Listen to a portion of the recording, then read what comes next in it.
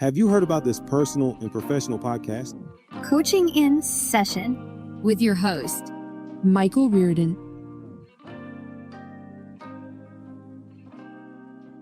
We are in a mental health crisis in America. 2025, they say 50% of adults are going to have some type of mental illness. And so we are running amok, and we need to figure out what is going to be the best way for people to get into a mental or a better mental health. So this is why I'm hoping to have a conversation with you today, Kim, to look at the status of mental health today and how can people step toward that better mental health. Tell us a little bit about yourself, who you are, what you do, and then, of course, how you help people. Yeah, of course. So my name's Kim Egel. I am a licensed mental health therapist, like you said. Been in the field for about 20 years with my own practice and licensed for about 15. When you asked me, why or how does one get into this field or how did I get into this field? It was always a very, very natural part of me that just was so curious about all different kinds of people. Like even when, you're in certain places of life, whether it's, like high school and people want to kind of go into their cliques and go into like where they feel more comfortable. I was always the person that was so kind of in everybody's clique. Right. And so I always really enjoy relating to all kinds of people. And I think that, when I was thinking about a career choice and also just relating to people, I always feel like it was very interesting to relate to all different kinds of people. And when I was thinking about a career choice, this is a field where you get to really see life through so many different kinds of like cultures and opinions and perspectives. So to me, when you kind of talk about listening to people's problems and you phrased it that way, I've never actually thought of my profession in that way. Like I more see it as you're hearing about somebody's movie. It's almost like an artistic job for me in terms of when someone talks, it's almost like I see visuals and I'm just watching somebody's movie. And when they come to me, there's usually a specific reason or symptom or something that happened. And I just get to, fiercely listen. And as you're fiercely listening, you really start seeing certain patterns or hearing about certain behaviors or actions or just things that are going on where you can kind of see where you can start helping somebody. So for me, it's not so much problems. It's more of just like how someone's showing up in the world and they're coming to you for, usually there's something going on with how either they're showing up in the world or how people are responding to them. So to me, it's almost like, okay, let's see what's happening. Let's see what I can listen for. So you can start getting different results and you can start feeling better. So I guess that's the way I see it. Yeah. When it comes to communication and listening, the majority of people, I'm not saying you, listen to respond.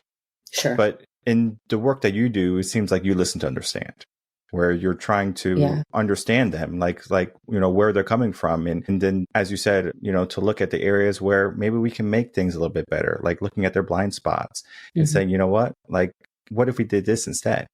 Well, I think that's why it's a career, right? It's like if I'm listening to just respond, to give my opinion about someone's life, that's not helping anybody. That's just what they're getting from the outside world. And so it is when I say listening, it's interesting because it sounds like such a basic skill. But when you truly are listening to understand and try to hear where the glitches are in somebody's life, that is what therapy is all about to me. It's so simple, but it could be hard to do that because of all the, stuff that we have to clear out about our own self and our own life and our own beliefs and our own perspectives, especially when we're working with someone that sees the world and does things really differently than you. One of the things I like to ask is like the journey someone would embark on when they begin working with you. What would be a typical first session with you? Would it be looking at childhood, just talking about your regular things, favorite sports team, etc.? Yeah, usually there's a reason why someone's reaching out and wanting to talk to a therapist. So usually there's an issue or a situation that's the reason for the call. And for me, everybody has a different approach when it comes to how they do their own therapy and deal with their clients. I really like to get right to it. I don't want to waste anybody's time. I think my approach is really direct, and it's really it's an approach where let's go, like get ready and let's go. And I'm the first one to say that's not for everybody. Some people might need a little bit more cushioning and want to talk about the sports teams. But I think that at this point for me, I get a lot of referrals based on clients that I've already seen. So you get a lot of people that kind of already have a little bit of a heads up about your style. And it's like anything in life, you're not going to be a fit for anybody. So I really and I always do an introduction call. I have a free consultation call that I do. It's really brief, but I do it. And before I take on a client, because I think it's really important for that potential client to kind of get a feel for me and to make sure not only that it's a fit for them, but it's also a fit for me. I think it's part of my job to make sure that I'm taking on somebody that I feel like I could help, and that is, talking about symptoms or talking about a situation that I feel qualified for, or that I feel I could be helpful for. We like direct here, so I don't want you to be shying away from direct. We don't like being around the bush. I want you just to go. There's no beating around the bush over here. Exactly. One of the things you said was, people are calling because they have a reason for calling, right? There's something going on that they want to talk to someone about. Do you find that the reason they're calling is the root of the problems? No. I think that one situation is not the root, but I think that if you really kind of start digging, you could get to the root. I think that's the whole, I think sometimes, when I say no really quickly, I think that the problem that they're calling you about, could very quickly lead you to the root. Let's say they have, a history of just a lot of strained relationships that end really quickly. So maybe you're listening to the 20th time it happened. And then as you start talking about the relationship history and how other relationships ended and how many good, friendships do they have in their life? What's the relationship like with their family? You can quickly kind of hear, oh, there's a pattern. So I think that you bring up a really good point while I'm like kind of talking it through. I think you're looking for patterns, and patterns often point to root issues. One of the things I want to ask with, the idea of patterns is the idea or the concept of self-sabotaging. Sometimes people do this unknowingly. Sure. Sometimes it could be success, it could be happiness, relationships, things like that. Maybe because they have a trauma from their past childhood. Maybe their parents got divorced. And if they are going along the lines with relationships, we don't have to just stay on relationships all our conversations. But it's almost like they don't want to go through the hardship. So it's almost like a protection mechanism where it's like they do it almost instinctually or subconsciously. It's like, hey, I'm going to self-sabotage this good thing because I don't want the bad feelings that come after it. 100%. I mean, that's what you have to sniff out. And that's sometimes what you're educating people about is, hey, it sounds like, this is going on. Like sometimes people come and they're aware. They're like, hey, like I have this pattern of kind of being avoidant. Like, here's what I do when I get really close to locking in a relationship. I start kind of, pushing away. And sometimes, you're there. So you're there to really gauge where your client's at. Sometimes you have to kind of listen. You're gauging where that client's at. And sometimes it's a lot of education before you can even introduce. So it's like, hey, I'm going to have you look at, relationship styles, like different ways of attaching, securely attached, avoidant attachment, anxiously attached. Sounds like you're anxious. I'm going to give you a book to read and I want to see what you think, and so then that gives a client kind of, they're educating themselves, they're growing, they're learning, they're doing their personal work. And as you do that, that allows for the therapeutic work to get deeper and for you to introduce deeper concepts. I like the idea of just, check out this book, tell me what you think, because it's more so of you take this and you figure out what you are going to gain from it rather than me telling you what it is. And I know sometimes when it comes to therapy, therapists have a bad rap for being cookie cutter, meaning like, this is what works. And so we're going to do this because it's going to work. And then sometimes those people, they stay in therapy 2-3 years and they never graduate because they're not looking at the person. They're just looking at what they did in school or, in their internships and practice. And it's like, well, this works most of the time or eventually, but the work that you do, it seems like you're more direct. Like, let's get to the root. Let's get to the reason. Let's get you better. Why are other therapists in the mindset of let's prolong this, right? Let's meet next week and graduation is going to be in 4 years. Like you could have got a college education in that time. And you're over here talking about, things that are almost a loop. And this is a common thing that people talk about when it comes to therapy. I forget the guy's name. He's a podcaster also. Big guy. He went to therapy 2 years. And he said year 2, he was like, what am I doing here? Like literally where it's a loop of I come in, you tell me how am I doing? I tell you about some of my problems that I'm having, and then that's it. And then I was like, see you next week. And it's like, he got to the point. It's like, I'm not getting better.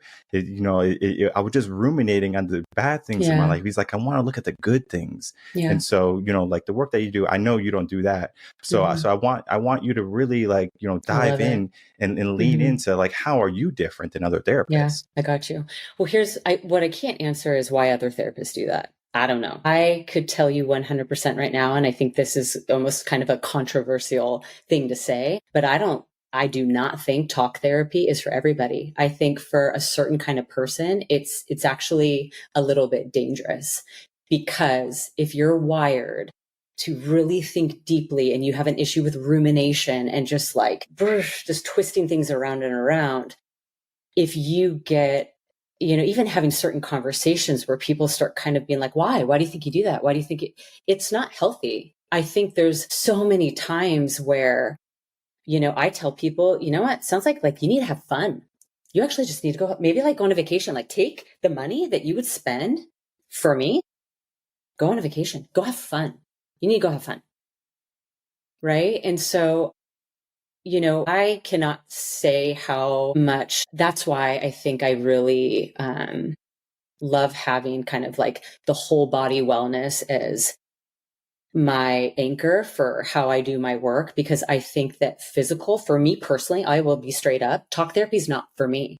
It's not my go-to. My go-to is I've been a prior athlete. And so physical stuff has helped me through the most difficult parts of my life. And I really encourage that for people when I just am watching them loop and loop and loop. So, I'm the first one to kind of, it's not fun for me to just watch someone continuing to come week after week after week. And I think I'm doing a disservice if I just sit and I listen to somebody just on a record player. But the problem is some people don't want to do the work. Some people just want to take, the prescribed medication. They don't want to work out. They don't want to eat better. They don't want to sleep better. They don't want to do the basics better. And that really puts me in a pickle. So, eventually what usually happens is they get sick of probably me encouraging them to do all those things. They're not going to change and they kind of fade off. But I agree with you that just keeping someone around when I can't do it, I think it's my job to make sure that someone's not just sitting there without not even results, because that's tricky. Sometimes it's not a result you see, but just if this is not working for you, let's figure out what will. Maybe start doing martial arts, start surfing, start going, what can you start doing? Start doing ceramics. What can you start doing to self-express and have you time? I know this is going to be different for individuals because everyone's unique, but it's a two-pronged thing. When and where does mental health begin? What do you mean by that? When and where does mental health begin? Mental health is something that is not only for adults. We can break a child, right? A child can have traumas and they can be a total mess. For example, I'll give you an example. I used to be a teacher and we would do a lot of standardized testings for our, the children. It's terrible. And I saw first graders literally more stressed than an adult who was trying to pay bills every single day. You could see them, like you could just see they're distraught. I'm talking about these 7-year-olds that are so Mhm. exuberant and playful. And I'm talking about some of the best learners and students. And you could just see them during the testing time and, like what was going on in their mind. It Mhm. wasn't good. That is a win when I was a kid, right? Mhm. I had to go through that. Adults, we have different problems now, right? We have financial stresses, maybe Mhm. relationship stresses, maybe drama, friends or whatever, family. But then we have to ask ourselves the where, like, where did this begin? Right. And where do I Mhm. begin? Do I start Mhm. going to the gym? Do I start eating healthier? Do I start saying, people to, get out of my comfort zone? So we go for meetups, we go for walks. So like, when and where does mental health begin? It's something that we just say, hey, Mhm. I'm going to change my mental health and I'm going to just think more positively. I'm going to give myself Mhm. affirmations and visual boards and I'm going to read all these books and I'm going to be better magically. Mhm. Or is it a journey? Well, mental health is like physical health, right? So it's like your physical health, it starts when you're born, right? Like depending on the nutrition that you're in. That's why some kids are malnutrition. It's your mental health. It's begins the same time that your physical health is, which is like the whole body. It's looking at the person. That's always an aspect of you that's alive as long as you're alive. That's why I think, when you talk about just like people going through really serious trauma when they're really young, it's it's like the consequences or the symptoms can come later in life. It's always firing, it's always there, it's always something. I think just when you're young, you're under the influence of the adults in your life, and that's really dictating the situations that you get put in. I think once you're an adult, you have choice. And so but your mental health is always alive. Yeah. So if we can see that mental health begins when we're young, right? And, Hmm. when we're born, Hmm. why is it not something that many parents and adults and teachers are looking at in these youths and these children? So I don't, it's tricky because when you kind of say teachers or adults, like it's like some people are and some people aren't. I think that's the way it's always been. Some people care about their physical health and some people don't, even though everyone knows that if you don't do if you don't do healthy things, it's not going to be a good outcome. So I would kind of have that response for the question you're posing. It's just, it's not on everybody's radar. Why it's not is individual to them. Do you find that if it's not on their radar, it's because maybe they're struggling with mental health? It could be. It's almost like, hurt people, Mm-hmm. right? If you ever hear that quote. So Yeah. I think that like when something's not, there's either two things. It's just not on your radar because you didn't get taught and it's just not something you even know what to do, or it's like some people are like, oh, I ate healthy. And then you look at their diet and it's like, that's not healthy. Right. Or it's maybe something that is on their radar. They're really aware of it, but they can't get a grip on it. So it's hard to see other people try to be healthy. Mm. Right? Sometimes it's like, it's hard to see somebody attain or have what you really want for yourself, but you don't know how to get. So you've just kind of given up. So I think there's a lot of different ways that, you can be projecting your own stuff onto people. And there's a lot of different ways that can come out. How would someone know that they're projecting something negative that other people are going to be picking up on? That, for example, like, a mom or dad might be yelling and stuff in the room and their kids' hair, and that's a negativity for that child. And Mm-hmm. I'm sure that parent or those adults didn't think of like, hey, I want to Mm-hmm. project this to, to my children. But there's many children who are growing up Sure. and they say, I want a different type of relationship, or I want a different type of circumstance, Mm-hmm. whether it be money, Yeah. career, because maybe they don't like their boss and the dad or mom comes home saying, I hate my boss all the time. So they want to be Yeah. entrepreneurs. So Totally. it's almost like we're going down this road and we're trying to fix all the things that were broken from the from our caretakers, our parents, our guardians, our Mm-hmm. teachers, whatever. So we learn from perception saying, I don't want to do that. And Mm-hmm. so we make a choice, and sometimes we miss out many of the things that we need to know. So prior knowledge, wisdom, if you want to call it that. Sounds like you're talking about self-awareness, and everyone Mm-hmm. has a different level of self-awareness. And some people are not interested in being more self-aware. They're just not Sure. interested. So Yeah. if you're not interested in being self-aware, you don't even know you're projecting. You don't really care that you're projecting. So when your child comes to you and goes, hey, that's mean, that's not right, it's like you're going to get a reaction that's really immature, right? It's almost like an emotional immaturity. I talk a lot about that sometimes in terms of being raised by parents that are just emotionally immature. It's just either your parents were really emotionally immature, you didn't learn the skills, and then your journey or your interest or whatever may be didn't lead you to want to, look inwardly yourself. Sometimes that's a really intimidating, scary thing to do when, you grew up in certain situations or certain cultures or with a certain way of life. And then I think there's people that really grew up around it. And sometimes it's like, it's interesting. It's almost like it's such a unique thing that you have to figure out for yourself. Cause I think sometimes then people are like, well, now I'm really self-aware, and there can be problems coming from being on that end of the spectrum. So it's always like kind of the pendulum where it's, where's this area where you're not over here, but you're not over here. And you're just happy based on who you are and how you want to show up. I want to talk the difference between mental health and like health. Now, the question is this more so, and like I just want you to kind of answer the best you can, because it's going to be a very difficult way to present it. If I look in a mirror, or if I put myself on a scale, I can see how much I weigh, and I can look BMI, and BMI can tell me if I'm appropriate, right? So I can say, I'm a little bit too heavy, or I'm too skinny, or whatever, right? That can be my health, right? I can say that's my health.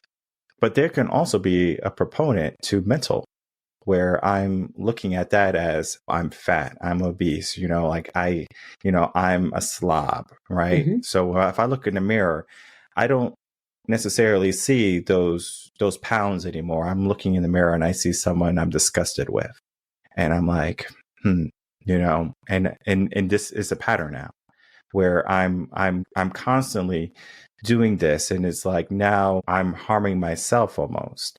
Where I can change my weight, right? I can do the things that are going to make me healthy. I can eat better. I can get diet plans. I can get a trainer.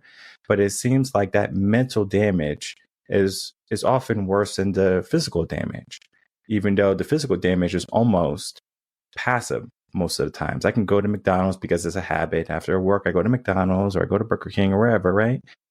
And then I come home, and it's a habit too to look in the mirror and say, look at me, Do you find that this is something that we can begin to address at an earlier age, so this doesn't happen? It seems like, because it seems like at some point it's like people fall into this, right? Yeah. As they age, it's like, I'm a little bit heavier, my bones hurt a little bit, I can't go to the gym, I don't have any time. So we have all these excuses, and we fail to take accountability. This to me, though, is not even an age thing. This is just your own relationship between your body mind, right? Because you can talk about, I used to work with really severely like eating disorders, women that had a lot of eating disorders. And you could be, unfortunately, like what you're talking about, everyone can be praising you for all the weight you lost, and you look great, and like you seem so great. And it's like they don't know what that person's doing to be that weight, or what they're doing to themselves, and how much there's the shame and the self-hatred going on. But inwardly, but outwardly, they look great, and everyone's praising them. It's so dangerous, right? But I think like mental health and physical health, it doesn't always align. A lot of people look at someone and they go, oh, they look so healthy. It doesn't mean they're not going home and drinking a bottle of wine every night. It's like you never know. But eventually, you said something interesting. Eventually, if that becomes a habit and it goes on, eventually the physical health is going to catch up with you. 5 years, project 5 years of someone having really unhealthy physical habits, going to McDonald's, every night. You are going to see the physical manifestation of that eventually. So I think that sooner or later, your habits mentally or physically are going to align. And I think it starts really young, meaning like your influences around you, what you get into yourself. Are you an athletic kid? Are you not an athletic kid? Do you eat well? Do you naturally want to eat well? There's so many things that go into, do you meet someone along the way that's like a really good role model? Do you not meet someone along the way that's a really bad role model? Like, there's so many things going into life and variables that impact what you're talking about. Getting to that moment where you're sitting there and you're 30 and you're eating McDonald's and you're not feeling good about yourself. There's so many things that brought you to that point. I talk about this a lot in the podcast. Is the concept of self-care and self-love, where we can always say we're having a self-care day and we eat a bunch of ice cream or pizza because, we had a rough week. And sure enough, I'm sure there's times when you can have a glass of wine or a beer or two or whatever it be. Like, you can live life. I'm not saying not to live life, but it seems like it becomes our badge. The reason why we do this is because we need the self-care. We need the self-love. Is there better methods that people can take instead of using substances, alcohol, drugs, things like that, that will be better fits for them than the alternative? Because let's say you go out on Friday night, Saturday night, you got to turn up because you had such a rough week. And yeah, sure, right? But then Sunday you're like, so hungover. The next day you're so hungover, and it's just like now you're like, man, now I have to spend a whole day recouping just to do it maybe again next week or something like that. Yeah. Like is mental health more so of looking at those situations and saying, let's not do it. Let's keep it to a minimum. Let's start to fill our life with better things, maybe walks, outings with friends, etc. Because I can't imagine mental health just being the state and quality of our mind that, as long as we do the right things, and I'm sure everyone can say what is right and what's wrong, depending on their own opinions. Sure. But, we're at a crossroad now of people need to see if it benefits them. How can someone find out if it's beneficial for them? Well, I think you're talking about a lifestyle versus a diet, right? Like it's a lifestyle. Like if that's your lifestyle that Saturday and Sunday are just like you're hitting it hard and then like pushing through the work week to hit it hard again. It sounds like that lifestyle is going to have, like all of our lifestyles have consequences.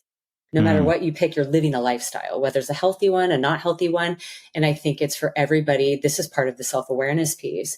It's part of everyone. And I think this is where I also see a lot of people having glitches. I think it's hard for a lot of people to be honest with themselves. I think when you don't want to see something, it's amazing what we do as humans to not see it, right? It's like maybe you don't want to see and admit to yourself even how much you drink because you're having fun. You don't want to give that up, but it's like, but you have hangovers and there's all these other consequences and right. But sometimes someone has to be ready to look at the areas of their lives that are causing issues. Because it's like, so now we're going to get into that top of like resistance, right? Like oftentimes like it's resistance that will fill when there's areas of our lives that like aren't really working, but maybe we don't want to do something about it yet. It's like, it's almost like there's a cycle of like how change kind of comes for us. So, to kind of go back to your question, I think it's a lifestyle and I think it's up to everybody, especially when we're all adults, to look at your own choices and look at the things that you're choosing that are creating your lifestyle. And if you really give it an honest look, like you try to look really honestly and you go, I'm drinking a lot and I'm not feeling good. That's up to you to start changing something and then see what happens, right? It's little by little. It doesn't need to be drastic. You don't need to cut out, what you need to really be honest with yourself about what you need and what makes you feel good and what doesn't. But again, I see how there could be a lot of reasons why someone doesn't want to look at that. Like sometimes, especially with substances, a lot of times if we're overly drinking or overly eating or doing anything overly, we're often trying to distract ourselves from something that's uncomfortable. So like this kind of goes into a rabbit hole of all the things that when I'm working with something that you have to start unpacking. Yeah. I was thinking of the idea of change. Like a person can't force someone to change, right? Yeah. Like I can't say, hey, wife, change, it's not going to work. Now, of course, she can see things that, in my life saying, hey, like, I see this is not good. It could be infidelity. It could be, as we were talking about substances, things like that. There could be something that she might say that says, hey, I would like for this to be changed. And maybe there's some resistance, like, I don't want to change, I'm who I am. And I want to talk about the ego, how the ego plays with change, and maybe someone wanting you to, be in a better position because maybe they are coming with a reason and they're saying, hey, this is what I'm experiencing. And, their ego is stopping them from wanting to truly change. Well, it's like when you're on the other end of somebody and you're watching someone self-destruct, you're correct with that, you could want someone to change so much, but until that person wants it, it's, there's not much you can do. Me included, even as a therapist, some people it's like I can only help to a certain point. I think when you're talking about change, yeah, someone needs to want that for themselves. And until they want that, I think that what you can do with being on the other end of them is just really express your concern. Like, let's say somebody's, you know, not eating well or smoking cigarettes, and it's just like, I'm really concerned about you. Like, there's a way to address your concern, but there's also a point where that person's going to have to want to change. And sometimes, we hear this all the time. Sometimes we have to experience things in our life that really scare us into changing things. Like maybe they go to the doctor and they, discover some health issue because of their unhealthy habit. Sometimes it's like, I do believe, and I see it all the time. It's like life murmurs, and then that murmur gets louder and louder and louder, especially when it's unhealthy things we're doing, to wake us up. Like, I think life's always trying to wake us up. It's just a matter of, are we listening or not? And I think when you're like having people that really care about you and they're well intended, and people are coming at you expressing concern, I think that's why sometimes relationships, people start pushing away. It's like, at what point can you keep watching someone you really care about make really unhealthy decisions and stay in close relationship with them? Because it's like, we are a product of who we hang around. And it's not saying, hey, you should like ditch someone and not look back, but there is a point where it's almost like, the kind of lifeguard theory is, if you jump in without your like flotation device, like someone who's drowning is going to take you down with them.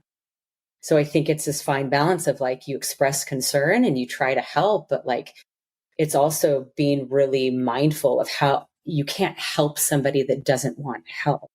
Very true. I know there's many unfortunate or sad situations where, people are begging them like, hey, like, oh, yeah. See someone, or like, things need to be changed. And typically the outcome is not necessarily the best. But what I would like to know is, how can someone start to live in a pattern that's more, or would lead to a better mental health and better health?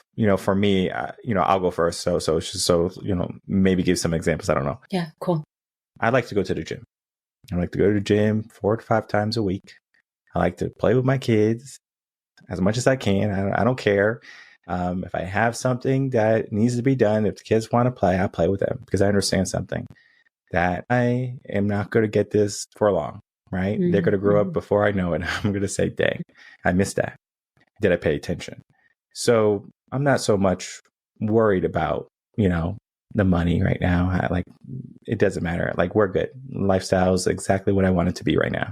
And it's nice, right? I get to do everything that is appropriate to me. At the end of the day, I say I feel good. If I feel heavy, right? Maybe I had a rough day. Maybe because of work, maybe because family stuff, right? Parents are older. I might journal. And I will journal, and I will say, I'm going to give this, all my problems and all my concerns to this piece of paper. And I'm just going to get it out of my mind. And then from there, I will say, okay, now that my mind is empty, let me figure out a plan. Can things start to be changed, right? And as we said, I can't change people, but can I change circumstances? Maybe a little bit. And can I influence stuff? Yeah, sure. Can I say something? Of course, right? Did I do everything I could, right? So I make sure I don't have regrets at the end of the day. And, this is something I do on a constant basis to make sure that I'm in alignment with who I like to be down the road. Because if I'm 80 and I look back when I was, I'm 36 now, when I'm 36 and I say, you know what, I'm ashamed of that person, right? I don't want that, so I'm just focused on who I will be proud of in the future also. But then also today, so I'm not trying to fast forward my life. I'm trying to enjoy the moments, enjoy all the good things, as much as I can. I'm not going to go out and eat a bunch of tacos every day, even though they're good, and pizza every day and ice cream every day, since they're good. I understand they're good. Yeah. But I understand my health is more important. So I'm not going to do that. So, this is just me, how I Yeah. am making sure that I'm in alignment with who I like to be. Right. Well, when I'm listening to you, here's what I hear. I hear Yeah, that let me hear it. you found your aim, right? Like your aim is to be a person that when you think back about who you were when you were younger, that you're going to be really proud of them. So you have this aim that's constantly keeping you in check. Right. And I also think when you talk about change is so often really small. It's just small little things that you start doing differently. I think sometimes change feels really overwhelming for people because they're thinking about it so drastically. And it's really rare when life drastically changes overnight. Either usually it's, a certain circumstance in that matter, or you decide to, move to a different country and change your life completely. Right. Like, so but usually changes, even in that respect, changes little by little. You get the idea, you start researching, you start deciding you want to move, right? It's choice by choice by choice. So I think it's really important to break big things down, even losing weight. Let's say you need to lose 100 pounds, to be like, oh my God, how are you? That feels so overwhelming. But if you just go, okay, like I'm going to change like one or two things. You know what? I'm not going to drink soda. I'm going to just start drinking water. That's it. That little change is huge. It's huge. So I've seen people drop 20 pounds quickly if they just take away soda. That's it. And like, so I think that, and then I think there's something like the concept of momentum. When you start going in a healthy direction, because you made little changes, and then you see the physical result, if like we're going to stick with that weight analogy, that gives you momentum and you start feeling good, and then you start wanting to do all the other things. So I think at first, people go, hate working out. Oh, it's so awful.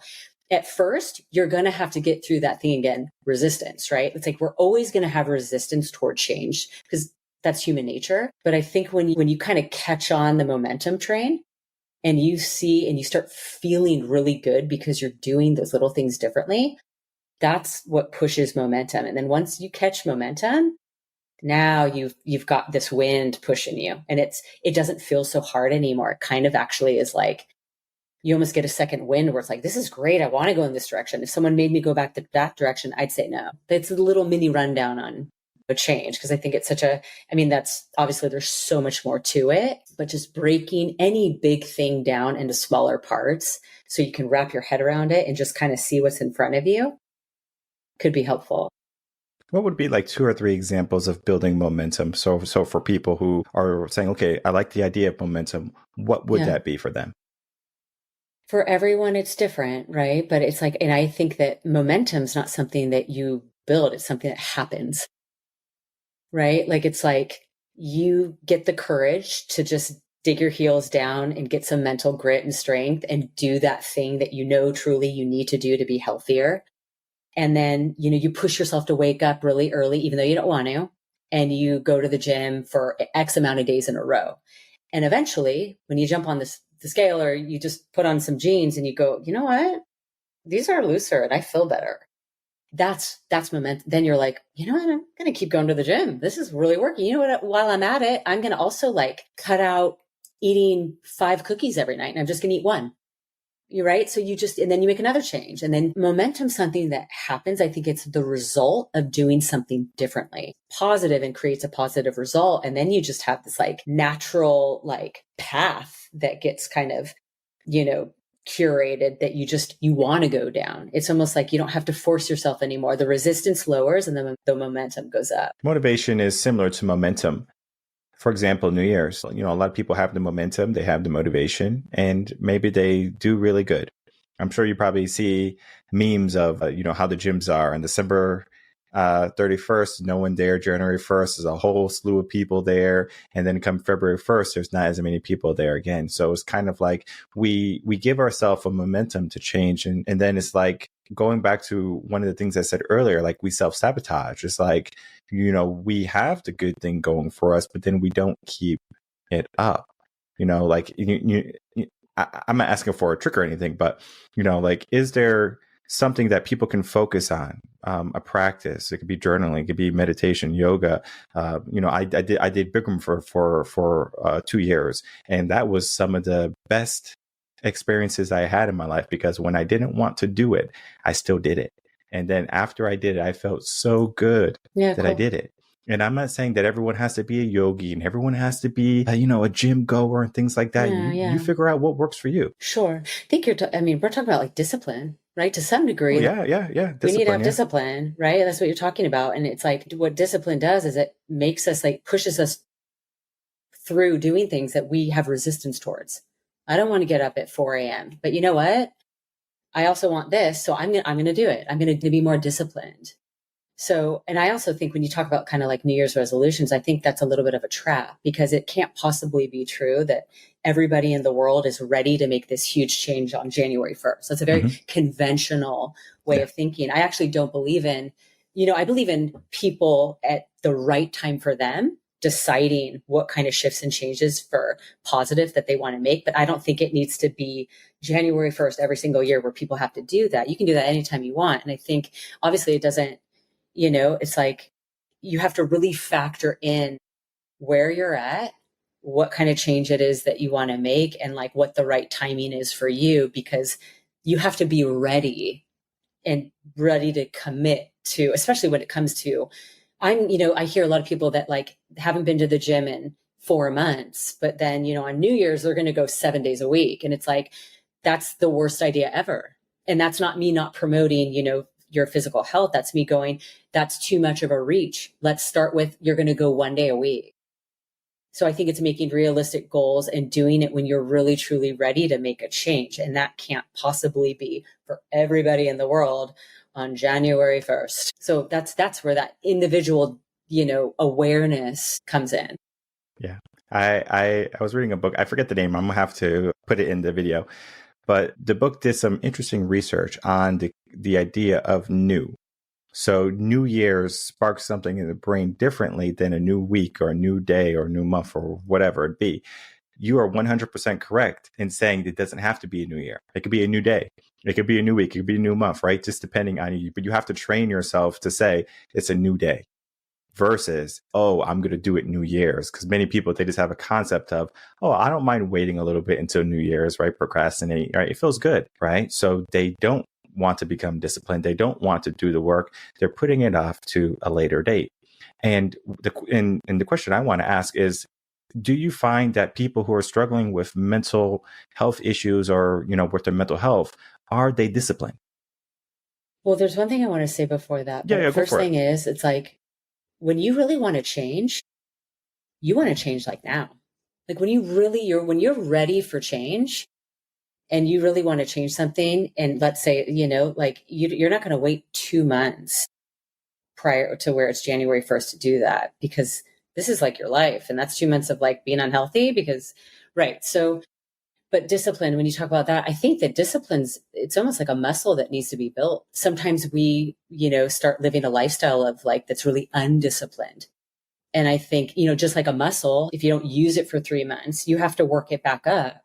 And I think that there is a lot of different components. In a way, we're kind of talking now about like mental strength and mental grit, which I very much believe in. Even as a therapist, it's like I see a lot of people that they don't want to get more mentally strong. They just want the answer to be, continuing to do what they want to do, but they want to like feel better, but they don't want to do anything about it.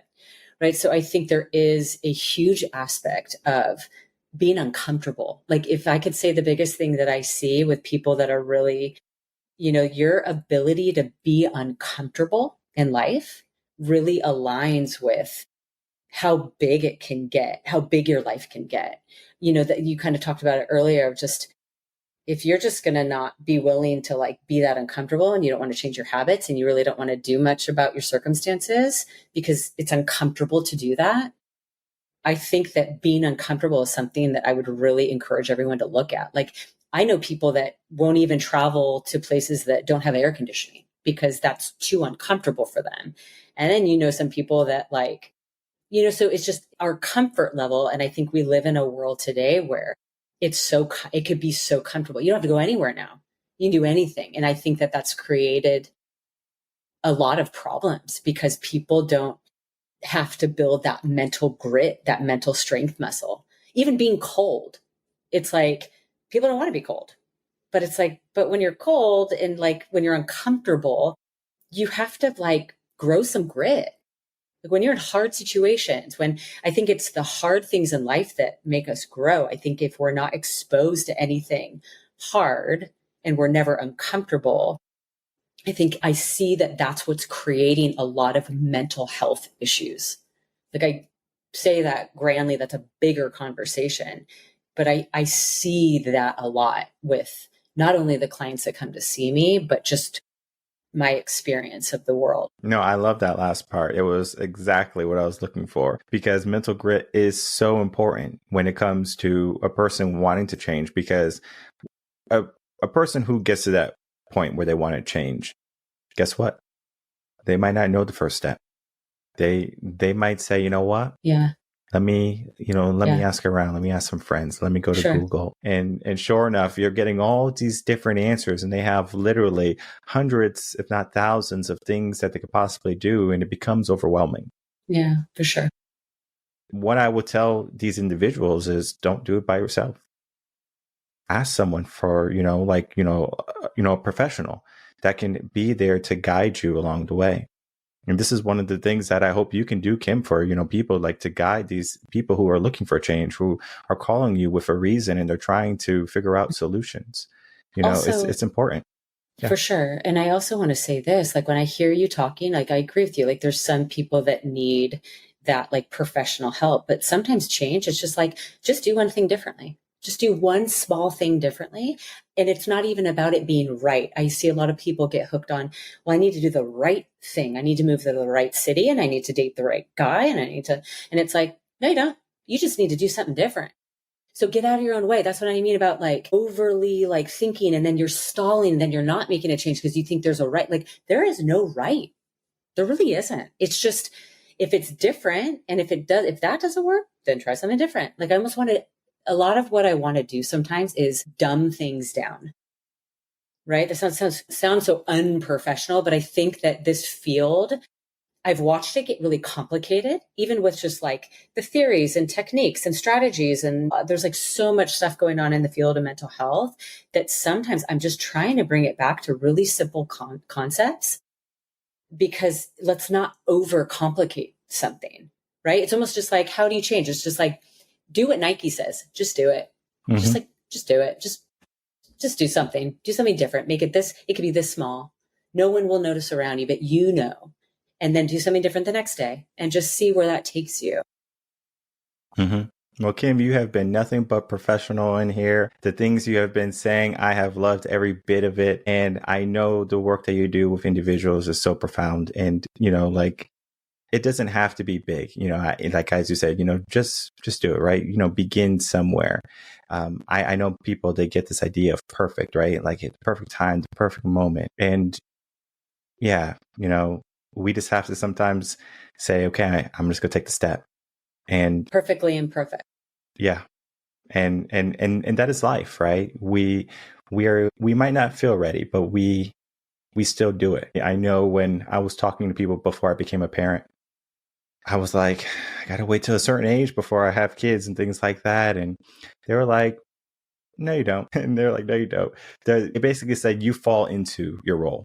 So as soon as you're a parent, you just naturally just say, hey, I'm a dad, I'm a mom. And we figure it out along the way. And then people help, mom, dad, grandma, grandpa, stuff like that. Those people are there to help you. And, one of the reasons I have coaching in session, the podcast, is because I bring on other professionals, not only to share their services, but to also educate people on different ways of thinking, different modalities, if you want to call it that, because there is no right or wrong way to live life. And, from our conversation today, there are so many different paths someone can take today. And, as we begin to wrap up, I would love for you to, please tell people where they can find you or reach you. So if they wanted to, get on a call with you to see if, it would be a good synergy for you to work with them, that would be great. And then also for you to give us some last words to leave with. Great. Even if people just want to come say hi, that's cool for me too. So I have a website. It's just kimegel.com, my name. And then you can find me on socials on Instagram at I am Kim Egel. Last words, something that kind of came up when I was listening to you was the concept of control. And, when you had mentioned, it's like, there's this right time to be a parent. Like, I need to wait. There's going to be this right time in the future. I think that control and really looking at your individual relationship with control, because I noticed that people, when you're really highly controlled, you have a tendency to want to really plan a lot more and structure things. And there's this right time for things. And this is what we're going to do at 8 o'clock. And this is what we're going to do at 5 o'clock. But I think that, like everything in life, there's a balance where plans are like, could provide positive structure, but too much structure then really stifles you and takes away the joy of just, let me see what parenthood it's about. Like, what does being ready mean? What does that even mean? Right? What does perfect even mean?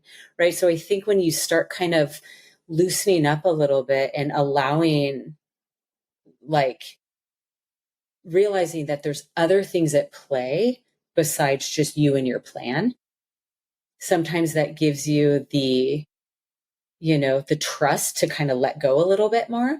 But like, that's another thing I really see is just high control. And I think these days there's more of it than ever, because I think when we get really uncomfortable, what do you want to naturally do? You kind of want to hold on more. Even like, if you think about being uncomfortable, your physical body tightens up. I know mine does. Right. So it's an interesting thing to pay attention to for your own person, for your own self, of just like really noticing like your relationship with control and seeing how that comes into play with actually everything we've been talking about, just everything. So, because I think that's a huge like root point that a lot of things are stemming off of, how our relationship with control is really affecting a lot of the things and the choices and the perspectives that we have. So I guess that's what I would want to leave you with, is for people to think about that. Yeah, no, it's profound control. And I'll definitely throw all those links, like your website, socials, in the description box below. And I was thinking about something. When we're born, we're born with only two fears: the fear of loud noises and the fear of falling. And somewhere in life, we develop new fears. It could be fear of the dark, monsters, it could be whatever. And then I think about when I was a teenager, I think about being on the roller coasters, and early on, I would hold on to the bars. I was trying, this is so scary. But then I learned about it, right? Sometimes they say, you gotta let go. The roller coaster is going to do what the roller coaster does. And so I started to let go. I said, I'm not going to hold on to the bars as tight anymore. I'm going to let my hands fly in the sky, and I'm going to let be. And I can say that was a moment in my life where I could say, this is life, because I wasn't trying to control things that I couldn't control.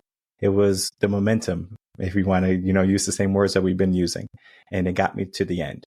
So if you're looking for some help, you're looking for some change, you're looking to get better discipline, control, all the things we talked about today, a nice, neat package, reach out to Kim, figure out how, you can make things work. And then, of course, it doesn't even have to be in the realm of professional help. It could be just saying, hey, heard you on the podcast, and just start the conversation, because I think too many people are afraid to just have a conversation, to begin some communication, because it's almost like success. Everyone is like self-sabotaging themselves. And the reality is, if you can just lean into someone else, you can ask for a little bit of help, and you can just say, hey, I'm ready. Ready for what? We don't know yet, but maybe down the road we will find out. So I want to thank you, Kim. You want to say something? Yeah, there's one last thing I want to say, just because it's like a free resource for people. Like, I write a blog, and I write a lot about a lot of variety of mental health topics. So also too, on my website, you could find that blog. And I say that because it's free. I put a lot of energy into writing about those topics. So also just come along and check that out. And if it could be helpful, great. Perfect. And I will check out that blog myself. I love reading. I have blogs on my website also. Awesome. Love and it. I do put a lot of work. So I know what it means to put these blogs out every single week. I will also put that link down there. So everyone check them out. Thank you, Kim, for coming on and just, having a fun, direct conversation with me today. For sure. Thank you, Michael, for having me.